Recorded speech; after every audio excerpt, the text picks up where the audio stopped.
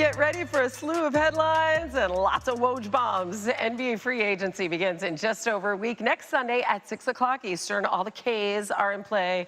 KD, Kawhi, Klay, Kemba, Kyrie, all with the potential to shift teams. And, of course, the balance of power in the NBA, Jay. Hannah, but Jimmy Butler, DeMarcus Cousins, and Al Horford will also be on the market. The Jump Crew now taking a deep dive into the headlines and under-the-radar storylines in NBA free agency. Welcome into our Jump studios here. Rachel Nichols with Brian Windhorst and Kendrick Perkins. Guys, we know free agency is coming. We've heard all of the drum beats. Kevin Durant, where's he going? Kyrie Irving, Kawhi Leonard. But let's go past that first very top layer.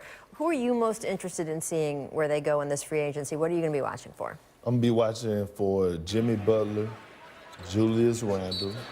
I think those guys, I want to see where those guys land. Also, I want to also see what Marc Gasol do. He's going to be key, but the biggest sleeper is I want to see what Julius Randle do. I think that he's played really, really extremely well over the past couple of years, and I think he can have a major impact on the team. Well, Philadelphia is going to have a big 24 to 48 hours at the start of free agency. Are they really going to max out Jimmy Butler and Tobias Harris? Right. And if they try to mess around, will Tobias Harris go somewhere else? And let's not forget about J.J. Redick. He is an in-demand player. Will they lock him down, or could he go somewhere? Maybe the L.A. Lakers would be on him. So Philadelphia is going to be a big, big factor. I mean, J.J. Redick almost didn't stick in Philadelphia last summer. That's right. They had a very big back and forth. It will be interesting. Now, Elton Brand has said that he has full approval from ownership to max out both those guys if he wants to, if they think that's the right direction. They have I'll not congratulate said yet. them if they do. There's going to be a musical chairs scramble for these top free agents. There's multiple teams out there that think that they have the inside track on Kevin Durant. There's multiple teams that want Kyrie Irving. There's at least 2 teams that think they're the ones that Kawhi Leonard is going to sign with. And all those guys can only sign in one place. And if I'm Jimmy Butler, I'm one of the guys who's in the next wave of saying, oh, you couldn't get so Unless he gets a 5-year max out of the gate. From Philadelphia. But I agree. But I do think that Jimmy, yeah, he deserved a max, but I do think Jimmy want to be in a position where he also wants to win the title. Yeah. He's not getting younger, so that's going to take a major play. And, you know, it has been reports that he's been unhappy with his role in Philadelphia under Brett Brown. So he hasn't been just the happiest guy for us getting his touches, and, you know, he's been now a third option to Joel Embiid and Ben Simmons, which probably should be the second option, and Ben Simmons should be the third option. I watched 2 teams that tried to trade for him last summer, or last season, Houston and Miami. Now, it's extraordinarily complicated how they would what they would have to do to get him, but if he shows an interest in maybe not staying with Philadelphia, smoke and mirrors will be produced to try to make it happen. Smoke and mirrors in Miami? Smoke and mirrors. Never. Gas. I didn't know there was gambling at this establishment. Thank you so much for joining us. Free agency, it's coming. Yes, it is. Thanks, y'all. Murray State's Ja Morant went #2 overall to the Grizzlies in the NBA draft. He had a great emotional moment with his dad during his interview with Maria Taylor, and he met the Memphis media yesterday. Took some time to praise longtime point guard Mike Conley, who was traded to Utah. I don't think it's no pressure, but obviously I have some big shoes to fill from Mike Conley. He's a great player. I wish him the best, and I just want to thank Memphis Grizzlies as a whole for believing in me and having that trust in me to pick me and put me in the position that I'm in. Obviously, coming from what I came from, like my story, I'm always play with that chip on my shoulder, and I'm not going to try to force anything. I'm going to just go out and continue to try to play my game and do whatever I can to help the team. Well, he's a great story, and I was there on Thursday night. It was great to see him actually cheered by the New York crowd, right, for once. Yes. Your #3 pick, R.J. Barrett, and he was introduced to the New York media yesterday, and from what we've seen, what do you think? He's going to be a really good fit for that city. He is. Really good fit. Yeah? One of us really likes to drop the French phrases on this show. Yeah. And one of us was very impressed by the fluency of the Canadian star, seamlessly answering a question en français on draft night. Olivier Paradis-Lemieux, Radio-Canada. D'abord, félicitations, RJ. Je vais me permettre une question en français. OK. Quand tu as entendu ton nom être prononcé par Adam Silver, quelle était vraiment la première pensée que tu as eue de savoir que tu allais vraiment aux Knicks, comme tu m'avais dit que tu voulais, que tu souhaitais en fait donc poursuivre ta carrière de ce côté? Ouais. J'étais très excité. Je suis finalement dans la NBA et j'ai pleuré beaucoup. Mes parents ont pleuré beaucoup, mais je suis très content d'être ici. That was nice, wasn't it? Yay, c'était très bien. He's already winning. Yeah, he is. Right? He can say stuff about the New York media, like, what'd he say? He's like, don't worry about what. Yeah, no, he said happy to be here. I was excited. You guys, he spent time in like 5 countries growing up. He has an extended family, came to New York every summer. It seems like a great fit. He seems ready to face the Big Apple. But is he ready to face his former teammate? Oh, yeah, good question, because his first action is going to be against his former Duke teammate as the Knicks and the Pelicans face off July 5th at 9:30 Eastern on ESPN. Barrett v. Zion, their Summer League debut in Vegas. Somebody was thinking about that. For more on what's happening in New Orleans, here's Malika Andrews. Well, Hannah, after a meal with Coach Alvin Gentry, Zion is coming here to Goretti Playground, where he's going to be attending a ribbon cutting of this refurbished court that I'm standing on. And he's also going to be playing basketball with 100 8 to 10-year-olds that are from the area. And some of them are so excited that they are already here a couple hours before the event is set to begin. They're playing football on the field next to me. And remember that the Pelicans have emphasized family since Zion got here. It's something that is important to their values. It's something that's important to Zion. Remember, he has a little brother, Noah, that he talks about all the time, that is always around. So it seems to be the perfect event to welcome Zion into the community, is having something with kids. And also, it's not every day that these kids get to meet a basketball superstar like Zion. So it's going to be a special day for everybody.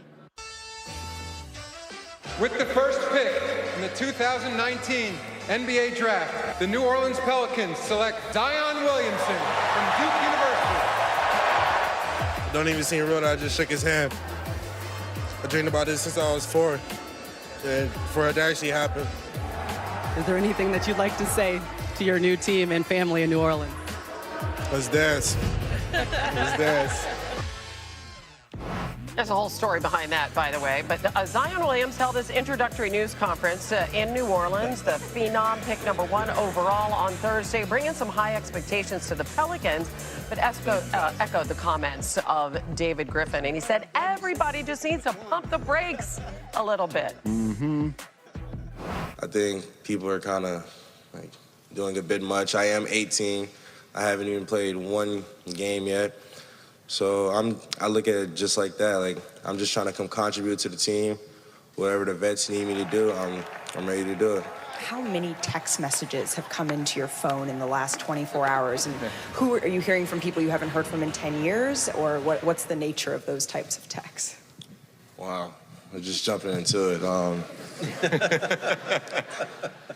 Well, if I'm being honest, not too many, because I recently changed my phone number. Smooth move. Yeah, veteran move. Meanwhile, Zion's running buddy at Duke, R.J. Barrett, went 3rd overall to the New York Knicks. There was no Porzingis moment. The crowd went crazy. Yesterday, R.J. met the media in the Big Apple, who asked if his shoulders were ready to carry the franchise. Carry. I wouldn't say carry. I'd say there's going to be a great group of guys that are going to be together. And, we're all excited to play for Coach Fizdale. And this is the biggest stage. So, yeah, I'm excited to be here. I'm excited to play. But, I haven't even played a game yet. So how are you going to ask me a question like that?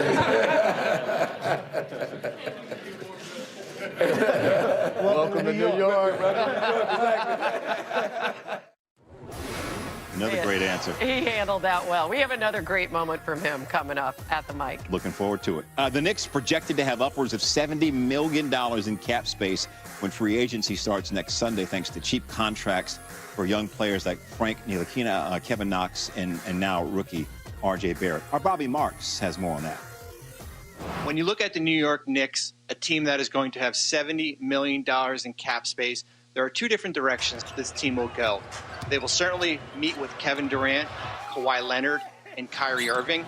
But what happens if they don't get any of the 3 players? What New York will look to do is focus on player development, build around R.J. Barrett, and look towards the future when this team could have potentially $80 million in cap space next season. It's not all or nothing for New York's, but it is about Durant, Irving, and Leonard, or shifting the gears for a rebuild. Kawhi Leonard is a machine. Flushes over Giannis. I'm unforgettable. Kevin steps on a dive.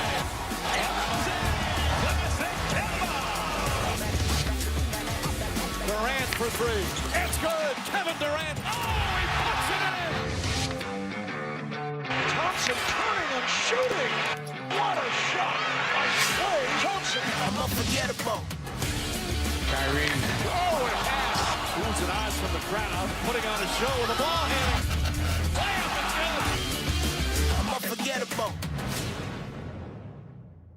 Just 1 week from tomorrow, the drama begins with huge names with the potential to change teams this summer in the NBA. And a lot of those names happen to begin with the letter K. Kawhi, Kyrie, Klay, KD, and Kemba. Headlining the NBA free agency market beginning at 6 o'clock next Sunday. But before that happens, there are some moves to be made and some hardware to hand out. And it all begins on Monday. The NBA holding its awards show in Los Angeles, the MVP race, with 3 finalists, Giannis Antetokounmpo, James Harden, and Paul George.